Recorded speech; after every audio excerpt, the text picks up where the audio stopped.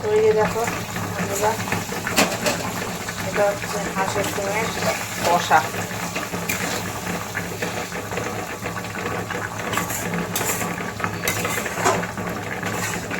এই যে দেখতে পাচ্ছ, এটা হাঁসের ডিমের কষা। টমেটো, আদা, রসুন, পেঁয়াজ বাটা দিয়ে, টমেটো বেশি করে দিয়েছি, কড়াইশুঁটি দিয়েছি, একটুখানি কষিয়ে গরম মশলা দিয়ে নাড়িয়ে নেব। এটা হাঁসের ডিম আমাদের এখানে খুব একটা পাওয়া যায় না।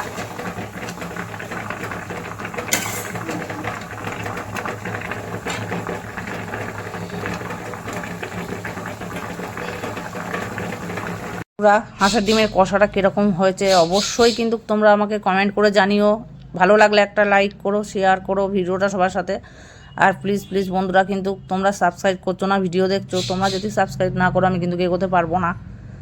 তো আমাকে অবশ্যই তোমরা সাবস্ক্রাইবটা করে দিও ভিডিওটা দেখে যদি তোমাদের একটুও ভালো লেগে থাকে।